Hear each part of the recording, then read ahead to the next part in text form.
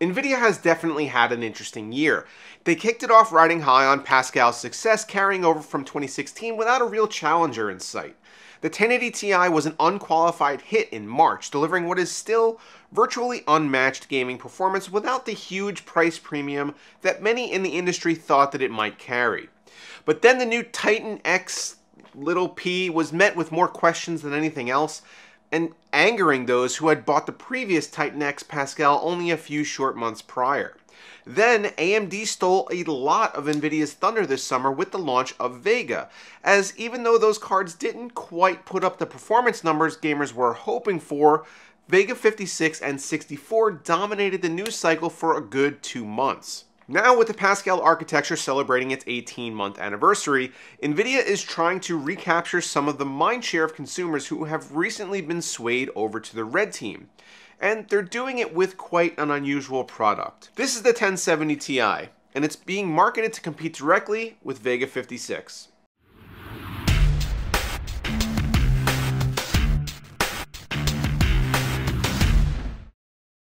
Before we get into a discussion on why this card even exists, and why it's such an unusual decision by Nvidia to move forward with a product like this, let's first take a look at some specs and performance data so we have an idea as to where the 1070 Ti fits in the current GPU hierarchy. This is PNY's GTX 1070 Ti.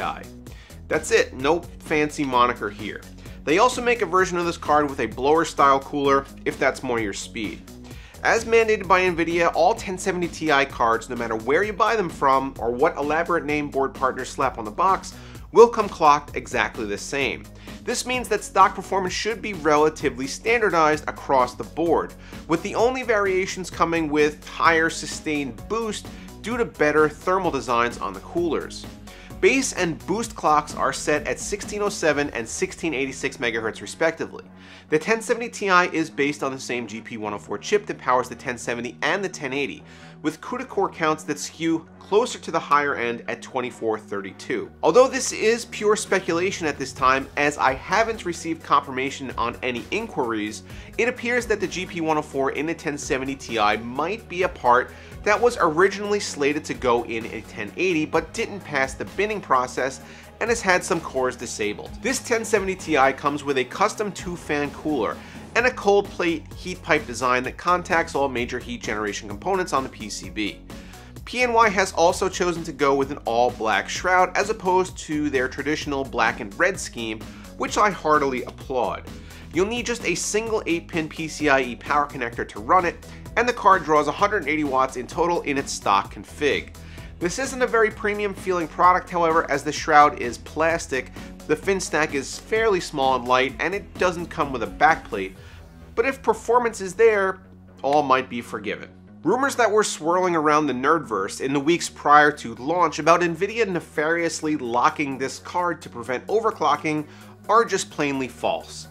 This rumor likely started as it was discovered that all 1070 Ti's would come clocked the same from the factory. I did do some digging and spoke with several reps from major board partners, and the general consensus is that Nvidia did this in order to prevent vendors from pre-overclocking their versions and reaching 1080 levels of performance out of the box. This would seriously cannibalize 1080 sales, although I'm sure with a little tweaking, we can get the card there anyway. My standard test bench used for all GPUs at this time consists of an i7-7700K at 5 GHz and a Gigabyte Z270 Aorus Gaming K7 motherboard, and 16 gigs of Patriot Viper DDR4 3000. I ran the new 1070 Ti against the GTX 1070 and 1080 FE, as well as AMD's Vega 56 and 64 cards.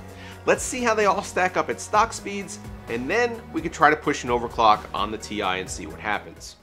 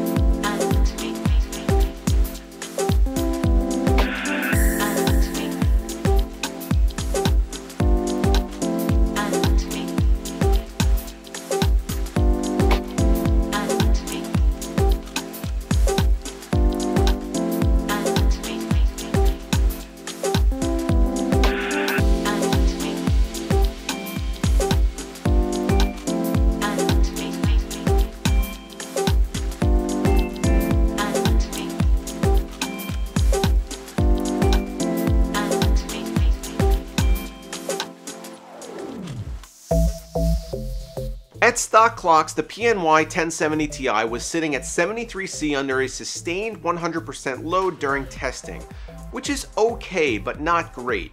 1070s and 1080s with third-party coolers often sit in the 60s, but the good news is that I didn't see any real negative impact to our boost clocks along the way. Frame rates slotted in pretty much where we would expect them to in the Nvidia stack, and the 1070 Ti put the smackdown on its price rival Vega 56. I was then able to massage a 190 MHz core overclock to go along with a 250 MHz memory boost, with resulting temps bumping up to 78C even though the fans ramped up accordingly. As you'll see in the upcoming slides, this really cranked up performance, and we matched and even exceeded the GTX 1080.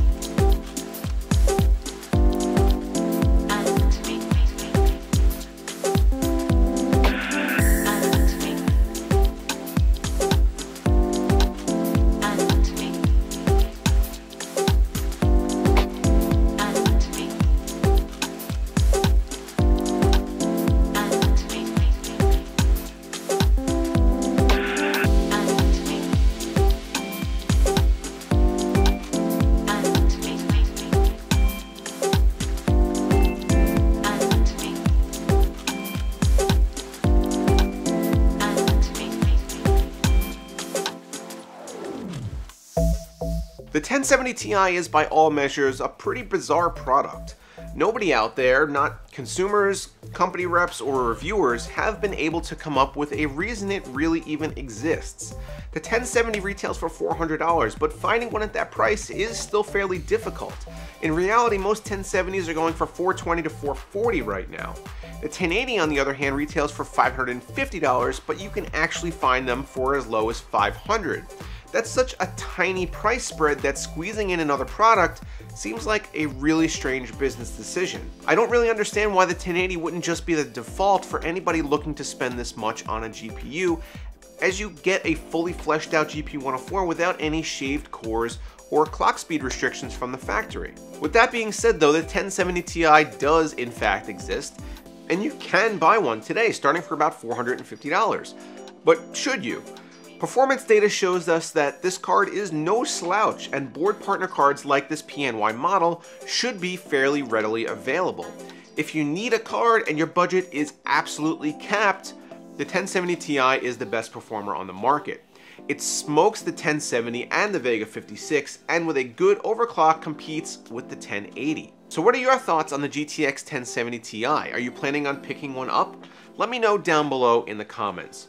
Also, don't forget that if you like what I do here and want to help support the channel, click on the link in the description for my merchandise store. Get subscribed to the channel if you're not already, and as always guys, thanks for watching.